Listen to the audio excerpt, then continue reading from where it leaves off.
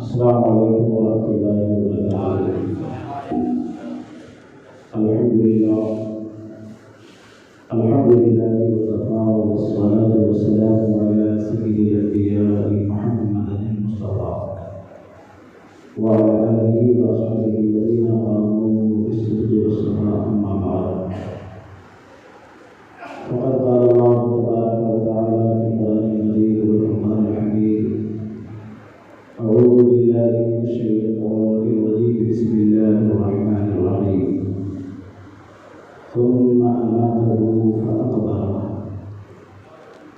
صدق الله العظيم وبلغنا رسوله النبي الأمين الكريم، ونحن على ذلك لمن الشاهدين والشاكرين، والحمد لله رب العالمين۔ غوث اعظم بغدادی صدر سامع مدد قبلے مدد قبلے امام مدد باقی خواجہ عثمان ہارون مدد یا معین الدین چشتی قادریہ نعرہ یا غوث اعظم نظام درد شیخ احمد رضا خان قطبی نظام۔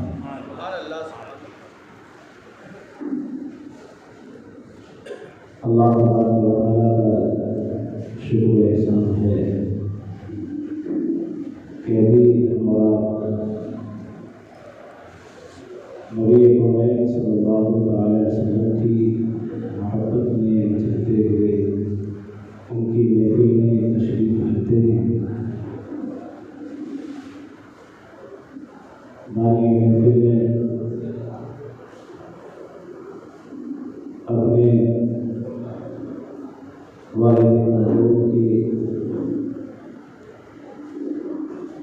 مغفرت اور ان کی روح کو ایصال ثواب کی غرض سے اس نورانی جلسے کا اہتمام کیا ہے۔ محبوب کے تمام صاحبزادے، ان کے تمام نیلخانہ قابل مبارکباد ہیں۔ اللہ تبارک و تعالیٰ اس محفل پاک کو اپنی بارگاہ میں قبول فرمائے اور مرحوم کو جنت الفردوس میں اعلیٰ سے اعلیٰ مقام عطا فرمائے۔ یہ تمام علماء کرام، شعراء کرام تشریف فرما ہیں۔ خصوصیت کے ساتھ ہم بڑے نور پہ آپ اپنے ماتھے کی نگاہوں سے ملاحظہ کر رہے ہیں۔ بادشاہ ترنم، شاعر ترنم، شاعر انقلاب حضرت مولانا ڈاکٹر ظہیر الدین رہبر رائے پوری صاحب کو جا رہا ہے۔ حضرت استاد الشعراء علامہ یعقوب نصر صاحب، حضرت حافظ القاری مسعود رضا صاحب اور خصوصیت کے ساتھ آج کے اس جلسے کی صدارت فرما رہے حضرت علامہ مولانا شکور صاحب کے جا، تمام علماء کرام اپنے ماتھے کی نگاہوں سے آپ اندازہ کر رہے ہیں۔ ان کی دعائیں لیتا ہوا تھوڑی دیر کے لیے میں آپ کے سامنے آپ کی بارگاہ میں حاضر خدمت ہوں۔ وقت ہے نہیں، اتنی دیر جتنا وقت مجھے ملا ہے اتنی دیر تو مجھے فاتحہ پڑھنے میں لگتا ہے، لیکن کوئی اپنا فن، اپنا جوہر دکھانا مقصد نہیں ہے۔ بس مقصد یہ ہے کہ جس مرحوم کی ایصال ثواب کی غرض سے اس محفل کا اہتمام ہوا ہے، کچھ دیر اللہ کا ذکر ہو، رسول کا ذکر ہو، اللہ کے محبوبوں کا ذکر ہو، تاکہ اللہ تبارک و تعالیٰ اس کے صدقے میں مرحوم کی مغفرت ہو۔ اللہ تبارک و تعالیٰ ہم سب کی حاضری کو اپنی بارگاہ میں قبول فرمائے۔ محبت کے ساتھ درود پاک میں اللہم صلی علی سیدنا مولانا محمد مبارک وسلم۔ صلاۃ و سلام علیک یا رسول اللہ، صلاۃ و سلام علیک یا حبیب اللہ صلی اللہ تعالی علیہ وسلم۔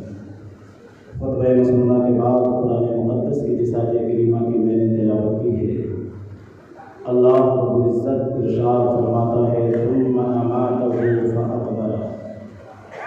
اللہ تبارک و تعالیٰ نے اس آیت کریمہ میں اور اس سے قبل جو آیات کریمہ قرآن مقدس میں ہیں، میں نے جان بوجھ کر ان آیات کریمہ کی تلاوت نہیں کی، کیونکہ اس کا ترجمہ، اس کی تفسیر، اس کی تشریح، اس کی توضیح کرنے کا یہاں پر وقت نہیں ہے۔ بس صرف ایک آیت جس میں اللہ تبارک و تعالیٰ نے انسانوں پر اپنے بے شمار احسانات کا ذکر فرمایا، اور ان تمام احسانات کا ذکر فرمانے کے بعد اللہ تبارک و تعالیٰ ارشاد فرماتا ہے کہ اے میرے بندو، ہم نے تمہیں بے شمار نعمتوں سے نوازا، تمہیں زندگی کی ساری چیزیں عطا کی، اور ان نعمتوں میں سے ایک نعمت کا نام موت ہے۔ یہ موت کی ایک نعمت ہے، اللہ کی رحمتوں میں سے ایک رحمت کا نام ہے۔ یہ اور بات ہے کہ دنیا والوں نے موت کو زحمت سمجھ رکھا ہے، لیکن یہ موت زحمت نہیں، حقیقت میں اللہ کی رحمت ہے۔ تھوڑی دیر کی گفتگو کو آپ سن لیں گے بغور پوری توجہ کے ساتھ، یقیناً میں سمجھتا ہوں کہ اب تک تو آپ کو دنیا میں زندگی گزارنے میں مزہ آ رہا تھا، اگر آپ نے فلسفہ موت کو سمجھ لیا تو آپ کو مرنے میں بھی مزہ آئے گا۔ اللہ نے بندوں پر اپنے احسانات کا ذکر فرمایا۔ حضرات محترم، ہم جس دنیا میں رہتے ہیں، اس دنیا میں بے شمار مخلوقات ہیں۔ یہ زمین اللہ کی مخلوق ہے، یہ آسمان اللہ کی مخلوق ہے، یہ پہاڑ اللہ کی مخلوق ہے، یہ جنگل اللہ کی مخلوق ہے، یہ شیر ہاتھی اللہ کی مخلوق ہے، یہ چرند و پرند اللہ کی مخلوق ہیں، زمین پر رہنے والے کیڑے یہ اللہ کی مخلوق ہیں۔ دنیا میں جتنی چیزیں ہیں، اللہ کے سوا جتنی چیزیں ہیں، سب کے سب مخلوق ہیں۔ 18,000 عالم کو اللہ تبارک و تعالیٰ نے پیدا فرمایا، لیکن ان تمام مخلوقات میں ایک ایسی مخلوق ہے جسے حضرت انسان کہا جاتا ہے، جسے انسان کہا جاتا ہے۔ ہم نے حضرت انسان کو دیکھا۔ انسان جب اپنے آپ کو دیکھتا ہے تو یہ کہتا ہے میں وہ ہوں جو زمانے میں سب سے ممتاز ہے، اللہ نے مجھے سب سے اشرف بنایا ہے، اللہ نے مجھے سب سے اعلیٰ بنایا ہے، اللہ نے ہمیں اشرف المخلوقات بنایا ہے۔ یہ حضرت انسان کہتا ہے۔ وَلَقَدْ كَرَّمْنَا بَنِي آدم کا عظیم تاج اللہ تبارک و تعالیٰ نے ہمارے سروں پر سجایا ہے۔ خَلَقَ لَكُم مَّا فِي الْأَرْضِ جَمِيعًا، جو کچھ زمین میں ہے سب کا قبلہ میں ہوں۔ وَسَخَّرَ لَكُمُ الشَّمْسَ وَالْقَمَرَ دَائِبَيْنِ، زمین و آسمان یہاں تک کہ سورج اور چاند ستارے سب کا قبلہ میں ہوں۔ انسان کہتا ہے یہ سورج ہمارے لیے ہے، یہ شمس و قمر ہمارے لیے ہے، یہ شجر و حجر ہمارے لیے ہے، یہ برق و قمر ہمارے لیے ہے، یہ خشک و تر ہمارے لیے ہے، یہ بحر و بر ہمارے لیے ہے، آسمان کی بلندی ہمارے لیے ہے، زمین کی پستی ہمارے لیے ہے، آسمان پر سورج کی تابانی ہمارے لیے ہے، چاند کی چادری ہمارے لیے ہے، دریا کی روانی ہمارے لیے ہے، سمندر کا پانی ہمارے لیے ہے، پھولوں کی مہک ہمارے لیے ہے، کلیوں کی چٹک ہمارے لیے ہے، پھولوں کی چہک ہمارے لیے ہے۔ انسان کہتا ہے سارا زمانہ ہمارے لیے ہے۔ ہم نے کہا اے پروردگار عالم، اے زمین کے بنانے والے، اے آسمان کے بنانے والے، اے پہاڑ کے بنانے والے، اے پوری دنیا کی تخلیق فرمانے والے ہوتا، یہ بتا کہ انسان کہتا ہے کہ سارا زمانہ ہمارے لیے ہے، سب کچھ ہمارے لیے ہے، کیا یہ صحیح ہے؟ پروردگار فرماتا ہے نادان قادری صحیح یہ صحیح ہے۔ تمہارے لیے چاند ہے، چاند تیرے لیے ہے، سورج تیرے لیے ہے، ستارے تیرے لیے ہے، رات کی سیاہی تیرے لیے ہے، دن کا اجالا تیرے لیے ہے، پورا زمانہ تیرے لیے ہے۔ ہم نے کہا ہے پروردگار جب سارا زمانہ ہمارے لیے ہے، ساری کائنات ہمارے لیے ہے، یہ تو بتا کہ ہم کس کے لیے ہیں؟ تو نے ہمیں کس کے لیے بنایا؟ اے میرے پروردگار، سارا زمانہ ہمارے لیے تو ہم کس کے لیے ہے؟ رب فرماتا ہے نادان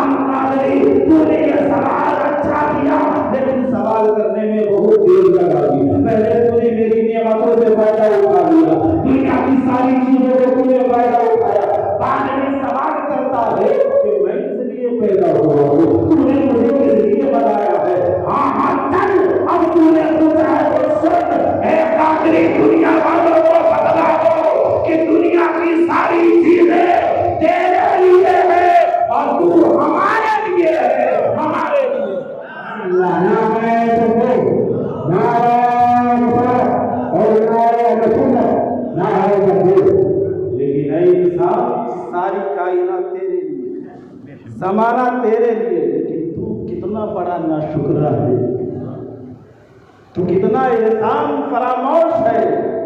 قتل الانسان ما اکفرہ، قتل ہو جائے انسان، برباد ہو جائے انسان، کتنا بڑا احسان فراموش ہے، کتنا بڑا تو ناشکرا ہے۔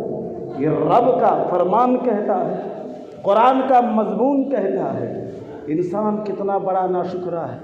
رب فرماتا ہے میرے بندے تو کچھ نہ تھا، تیری کوئی حقیقت نہ تھی، ہم نے تجھے پیدا کیا، جب تو ماں کے پیٹ میں تھا تیرے کھانے پینے کا سارا انتظام میں نے وہی کیا، جب تو دنیا میں آیا بچہ تھا ہم نے بڑا کیا، چھوٹا تھا ہم نے جوان کیا، تجھے جوانی دی، تیرے بازوؤں میں طاقت دی، تیرے جسم میں قوت دی، ہم نے تجھے دولت دیا، تجھے مال دیا، تجھے سربت دیا، تجھے دوست دیا، تجھے احباب دیے، تجھے رشتہ دار دیے، تجھے ماں باپ دیے، کیا کیا نہ ہم نے دیا، سب کچھ ہم نے دیا۔ زندگی گزارنے کے لیے جن جن چیزوں کی ضرورت پڑتی ہے ہم نے ساری چیزیں تمہیں عطا کر دی۔ یہ آنکھیں دی، صرف آنکھ نہیں بلکہ دیکھنے کے لیے ہم نے نظارہ بھی دے دیا، پاؤں دیا، صرف پاؤں نہیں دیا، چلنے کے لیے ہم نے زمین بھی دے دی، یہ زبان دی، صرف زبان نہیں دیا، چکھنے کے لیے ہم نے چیزیں بھی دے دی۔ اے انسان ذرا ہمارے احسانات کو تو دیکھ، لیکن تو کتنا بڑا ناشکرا ہے، کتنا بڑا احسان فراموش ہے۔ تو کچھ نہ تھا، ہم نے تجھے سب کچھ دیا، جوانی دی، طاقت دی، شہرت دی، حسن و جمال دیا، فضل و کمال دیا، کیا کیا نہیں دیا، ذرا ہمارے احسانات کو تو دیکھ۔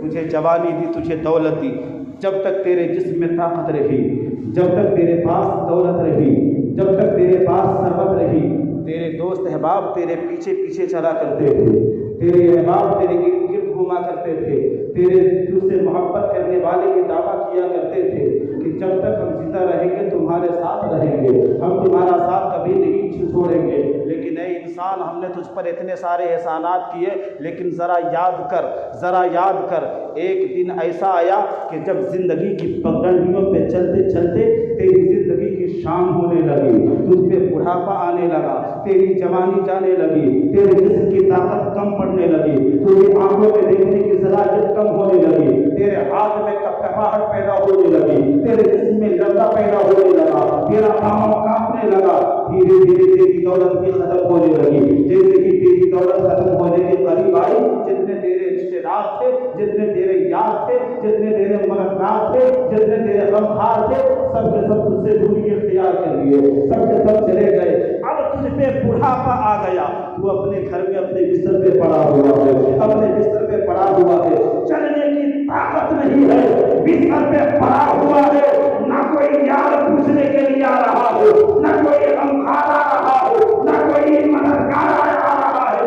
ارے دوسروں کو چھوڑ دو، یاروں کو چھوڑ دو، وہ بیٹا جس کو انگلی پکڑ کے تو نے چلانا سکھایا تھا، جس بیٹے کے لیے تو نے اپنی خوشیوں کی قربانی پیش کر دی تھی، جس بیٹے کے لیے تو نے اپنی ساری دولت کی قربانی پیش کر دیا تھا، وہ بیٹا بھی تیری خیریت پوچھنے کے لیے نہیں آ رہا ہے، تیرا مزاج پوچھنے کے لیے نہیں آ رہا ہے، تو اپنے بستر پہ پڑا ہوا ہے، تو سوچ رہا ہے کہ کاش کوئی آتا، ہمارے قریب بیٹھتا، ہم سے ہمارا مزاج پوچھتا، ہم سے ہماری خیریت پوچھتا، لیکن کوئی نہیں آ رہا ہے۔ حد تو یہ ہے کہ تو اتنا بوڑھا ہو گیا، اتنا کمزور ہو گیا کہ اب تیرے گھر والے بھی تجھ سے نفرت کرنے لگے۔ جب تو کھانستا ہے تو گھر کے لوگ کہتے ہیں کہ بابا زور سے کھانسا مت کرو، تیرے کھانسنے سے ہماری نیندیں خراب ہو جایا کرتی ہے۔ جب تو بولنے کے لیے اپنے منہ کو کھولتا ہے تو تیرے گھر والے نفرت کرتے ہیں اور کہتے ہیں میرا بابا جب بولتا ہے اس کے منہ سے بدبو آیا کرتی ہے۔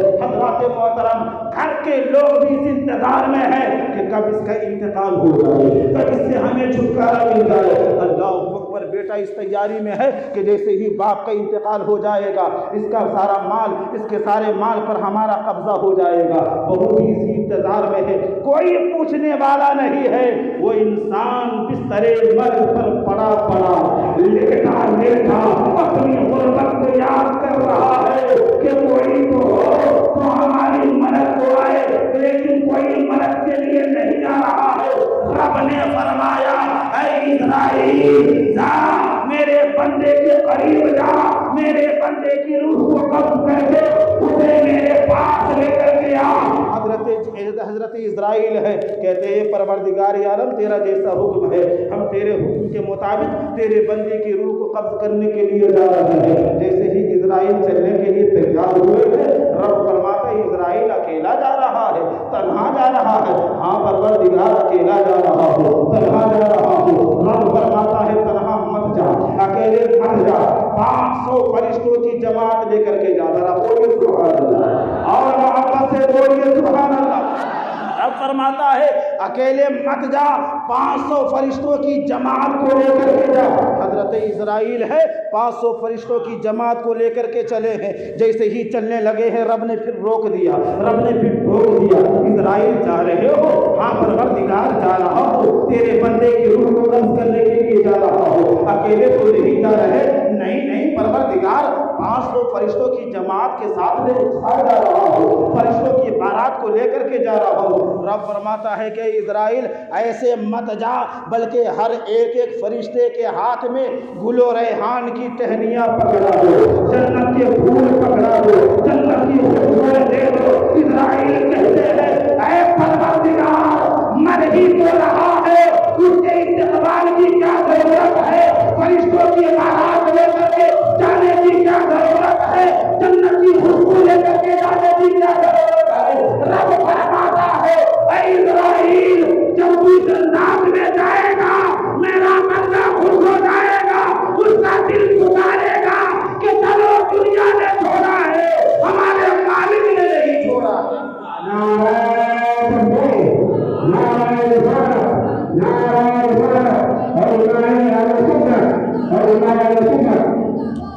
میرے بندے ذرا میرے احسانات کو تو دیکھ، موت نعمت نہیں، نعمت ہے، زحمت نہیں ہے۔ موت اللہ کی رحمت ہے، اللہ کی ایک نعمت ہے۔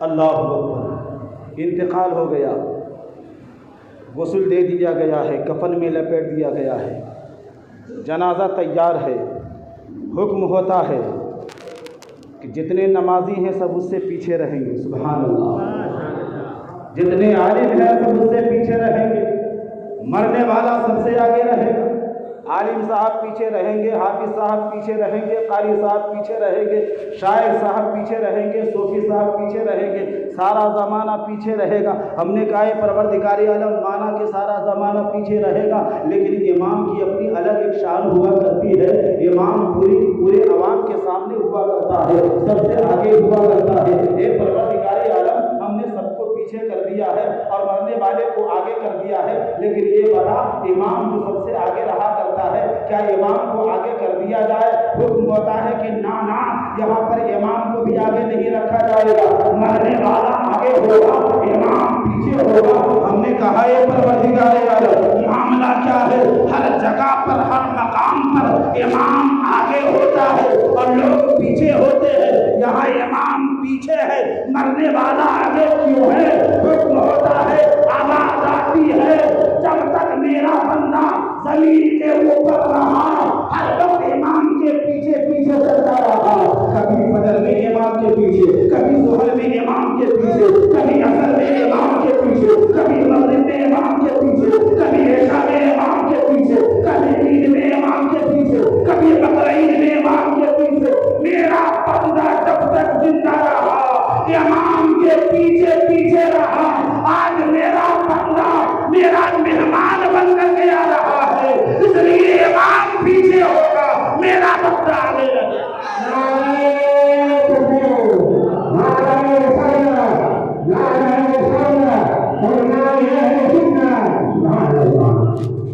سارا زمانہ پیچھے، بندہ مر چکا ہے لیکن رب کا مہمان ہے۔ رب کی نعمت دیکھو، رب کے احسانات کو ملاحظہ کرو۔ اللہ اکبر، مرا ہے، قبر میں ڈال دیا گیا، جنازہ کی نماز پڑھنے کے بعد میں جتنے بھی دوست احباب تھے سب کے سب چلے گئے، کوئی تجارت کا بہانہ بنا کر کے، کوئی بال بچوں کی پرورش و پرداخت کا بہانہ بنا کر کے، کوئی مصروفیت کا بہانہ بنا کر کے، کوئی کچھ تو کوئی کچھ بہانہ کر کے، ایک ایک کر کے سب چلے گئے، رہ گئے رشتہ دار، گھر والے۔ جنازہ کی نماز ہونے کے بعد میں قبر کے حوالے کیا جا رہا ہے، قبر میں دفن کیا جا رہا ہے۔ جیسے ہی قبر کے حوالے کیا گیا ہے، قبر میں دفن کر دیا گیا ہے۔ قبر کو پاٹنے کے بعد میں لوگوں نے فاتحہ پڑھا، کوئی سورہ فلق کی تلاوت کر رہا ہے، کوئی سورہ ناس کی تلاوت کر رہا ہے۔ دعا پڑھنے کے بعد میں ایک ایک کر کے ہر کوئی قبر سے دور ہو رہا ہے، اپنے اپنے گھروں کو لوٹ رہا ہے۔ وہ انسان جو زندگی پر اپنے عالیشان کمروں میں زندگی گزارتا رہا، بہترین پنکھوں کے نیچے، بہترین اے سی کے نیچے اپنی زندگی کو گزارتا رہا، روشنی کے درمیان رہ کر کے اپنی زندگی کو گزارتا رہا، اپنے دوستوں کے ساتھ زندگی کو گزارتا رہا، آج اسے قبر میں اکیلا ڈال دیا گیا ہے، تنہا ڈال دیا گیا ہے، کوئی ساتھی نظر نہیں آ رہا ہے، کوئی غمخوار نظر نہیں آ رہا ہے۔ وہ انسان گھبرا رہا ہے، اپنی آنکھوں سے دیکھتا ہے کہ دیکھو وہ میرا بھائی چلا گیا، دیکھو میرا بیٹا بھی مجھے چھوڑ کر کے چلا گیا۔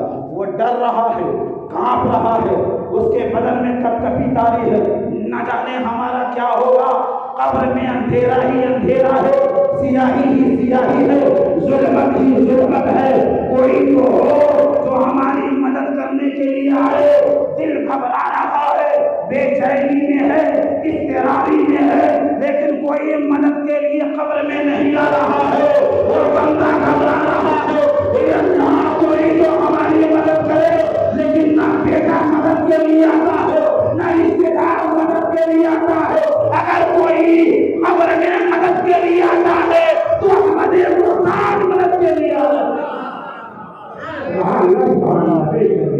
اندھیرا ہے قبر میں، ظلمت ہی ظلمت ہے۔ اچانک اس نے دیکھا کہ ایسا لگا جیسے کہ چاند قبر میں اتر گیا ہو۔ سبحان اللہ، نہیں چاند نہیں، ایسا لگا کہ سورج قبر میں اتر گیا ہو۔ سبحان اللہ، ہر طرف روشنی ہی روشنی، اجالا ہی اجالا، اللہ نور ہی نور نظر آ رہا ہے۔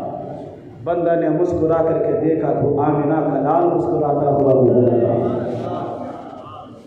مسلمانوں ذرا غور فرماؤ، کون ہے جو دنیا میں تیری مدد کر رہا ہے، قبر میں تیری مدد کر رہا ہے اور حشر میں تیری مدد کرے گا؟ پہچانو، جب پہچان میں آ جائے تو اس سے پیار کر لو، اس سے محبت کر لو، ان کے نقش قدم پہ چل لو۔ اللہ اکبر۔ دیکھا کہ نبی مسکراتے ہوئے نظر آ رہے ہیں۔ پہلے اندھیرا تھا، ظلمت تھی، سیاہی تھی، نبی آئے، قبر میں روشنی ہو گئی۔ بولیے تو سبحان اللہ، قبر میں اجالا ہو گیا۔ ہم نے کہا ہم خوش نصیب ہے کہ ہماری قبروں میں آمنہ کے لال تشریف لاتے ہیں۔ حضرت قاری مقصود رضا صاحب قبلہ فرمانے لگے کہ نادان قادری کب تک ہم نے کیا مطلب؟ کہنے لگے کہ قبر میں نبی تشریف لائیں گے، اجالا ہوگا، روشنی ہوگی، یہ بات سمجھ میں آ رہی ہے، لیکن نبی کب تک قبر میں رہیں گے؟ جب تک نبی قبر میں رہیں گے قبر میں اجالا ہوگا، روشنی ہوگی، نور ہی نور ہوگا، لیکن جب نبی قبر سے چلے جائیں گے تو پھر کیا ہوگا؟ کیا پھر سے اندھیرا نہیں ہوگا؟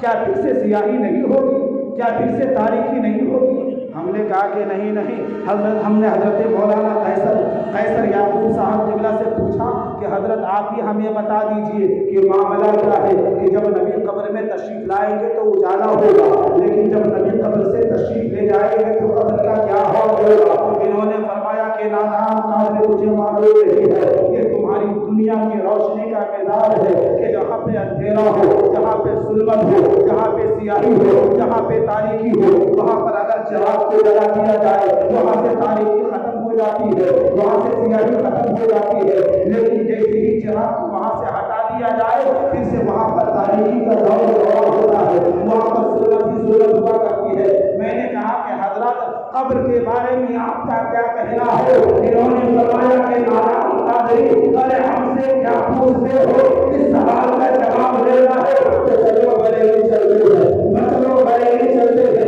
اعلیٰ حضرت کی بارگاہ میں سوال کرتے ہیں، اے امام احمد رضا، دنیا آپ کو اس کو محبت کا امام کہتی ہے، دنیا آپ کو تاجدار سنیت کے نام سے بلاتی ہے، اے امام احمد رضا آپ ہمیں بتائیں کہ نبی جب قبر میں تشریف لائیں گے روشنی ہوگی، اجالا ہوگا، لیکن جب نبی قبر سے چلے جائیں گے تو قبر کا کیا ہوگا؟ کیا پھر سے اندھیرا نہیں آئے گا؟ تو بریلی کے امام ارشاد فرماتے ہیں، نادان قادری سن لو، قبر میں لہرائیں گے تا حشر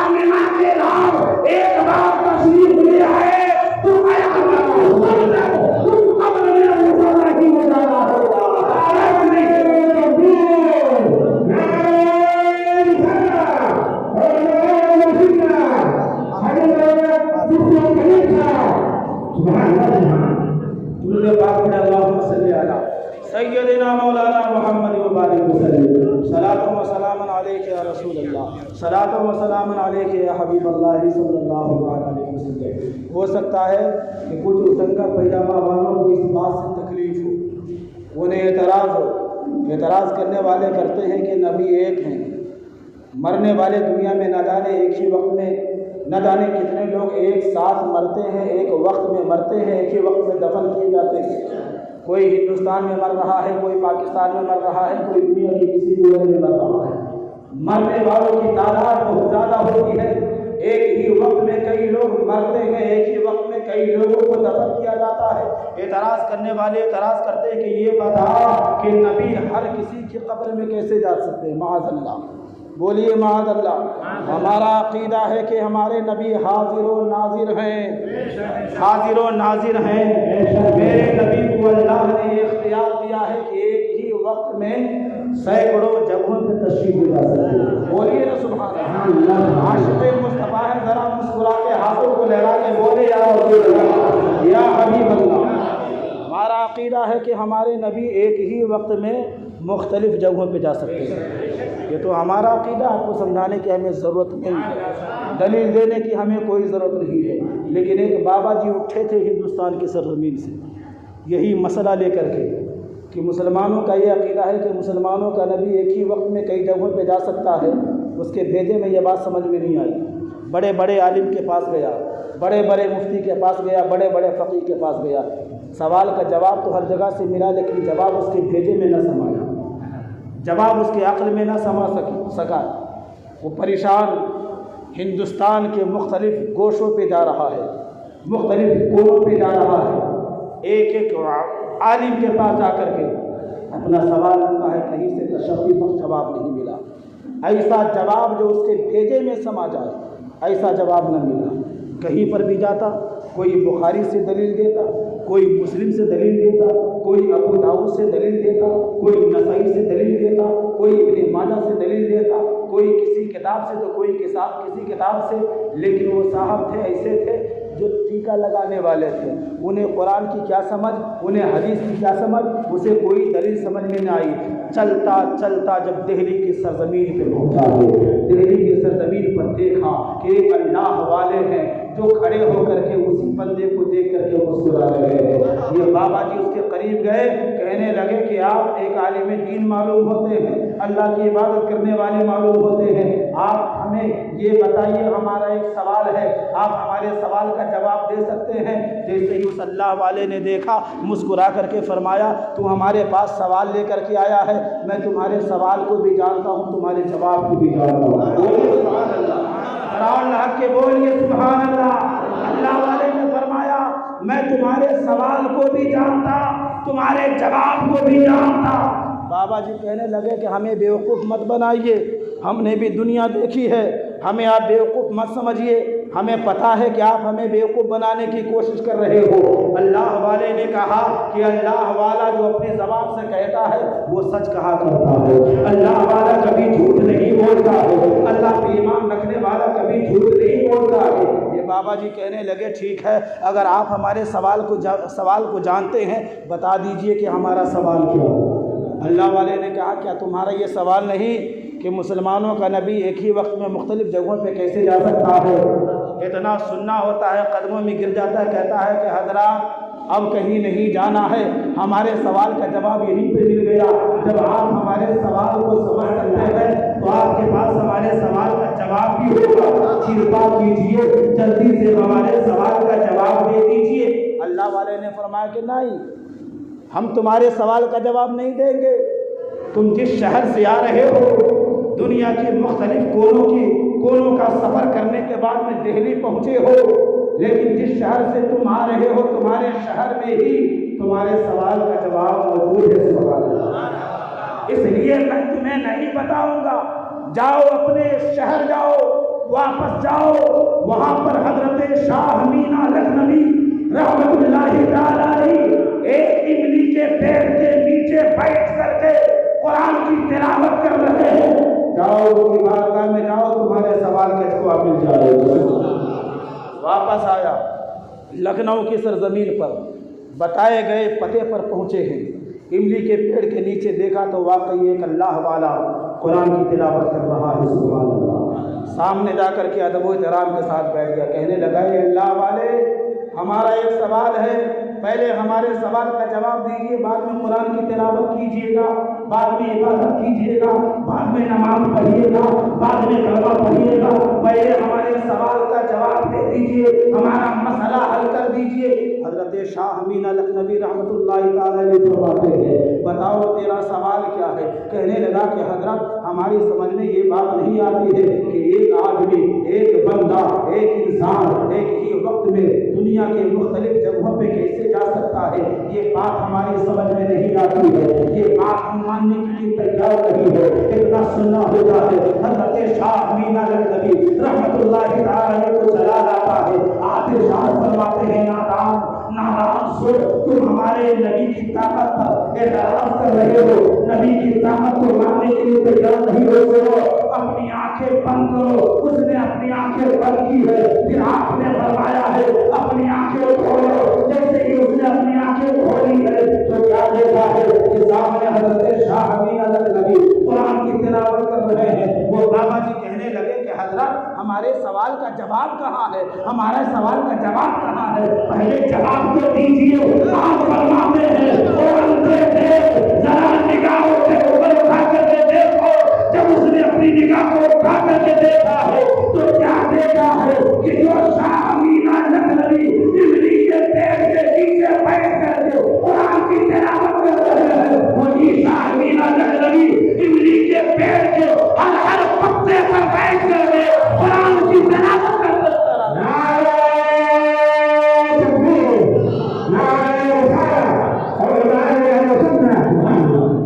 قدموں کی گرائے کلمہ پڑھ کر کے حضرت اسلام میں داخل ہو گیا اور کہنے لگا کہ جب لکھنؤ کے ایک ولی کا یہ عالم ہے، ایک امتی کا یہ عالم ہے، تو مدینے والے نبی کا کیا عالم ہوگا؟